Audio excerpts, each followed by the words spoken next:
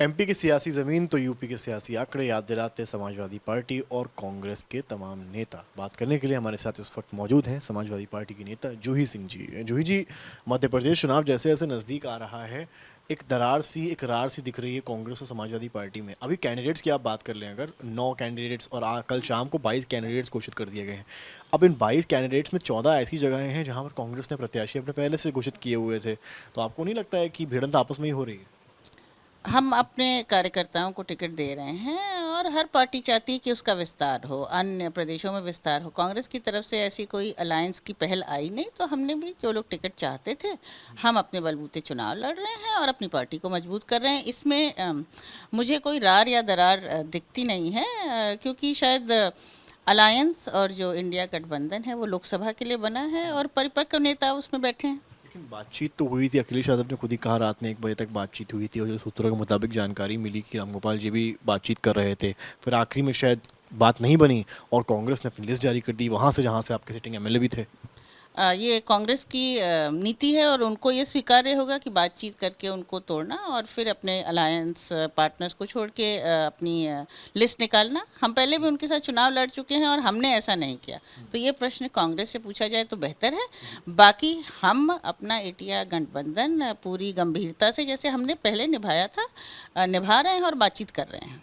अच्छा, ये sitting MLA की बात जो हुई कि आपके सिटिंग एमएलए वहाँ से थे, आपके तमाम नेताओं से हम लोगों ने बातचीत करी, वो इस चीज़ से काफ़ी नाखुश थे। ये तक कहा कि भाई लिस्ट इसीलिए जारी करी क्योंकि सिटिंग एमएलए जहाँ था वहाँ कांग्रेस को नहीं उतारना चाहिए था।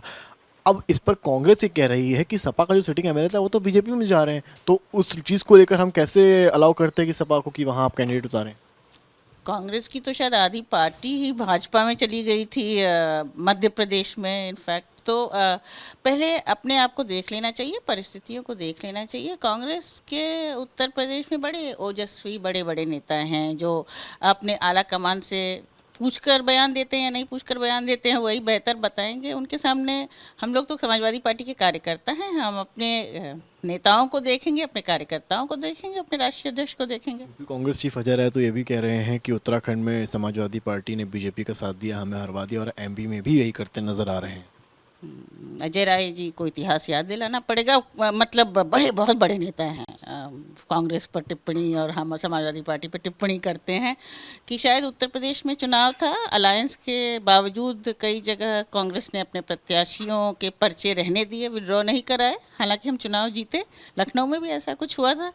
तो ठीक है, नेता टिप्पणी करते रहते हैं, निर्णय गंभीर नेता लेंगे और ये गंभीर राजनीति है, मुद्दों की राजनीति है। कमलनाथ जी से जब ये सवाल हुआ कि आप सपाजवादी पार्टी के नेताओं को क्यों मतलब नहीं टिकट दे रहे हैं या क्यों मतभेद हुआ, तो उन्होंने ये कहा है कि हमारे कांग्रेस के तमाम प्रत्याशी जो हैं, उम्मीदवार जो हैं, वो सपा के सिंबल पर लड़ना नहीं चाहते हैं मध्य प्रदेश में।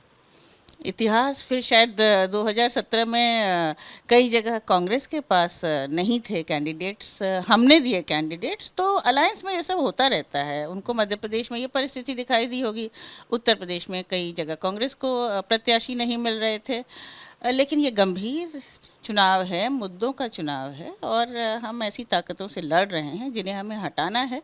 गंभीरता से इस विषय पे बात हो तो अच्छा है। एक छोटा सा आखिरी सवाल आपसे। अखिलेश यादव ने कहा कल कि मैं अपने एमपी के नेताओं को कैसे फेस करूंगा अगर मैं सब कुछ इंडिया गठबंधन के भरोसे छोड़ दूंगा। जिन प्रत्याशियों जिन नेताओं ने मुझे जीत दिलाई, हमारी पार्टी को जीत दिलाई, अब अगर उनको मैं सीट्स ही नहीं दूंगा जिस तरह जो इंडिया गठबंधन चाह रहा है, तो हम कैसे फेस करेंगे अपने नेताओं को? बात सही है। समाजवादी पार्टी, नेताजी का लक्ष्य था कि हम एक राष्ट्रीय पार्टी बने और हम पहले भी मध्य प्रदेश में चुनाव लड़ चुके हैं, राजस्थान में चुनाव लड़ चुके हैं।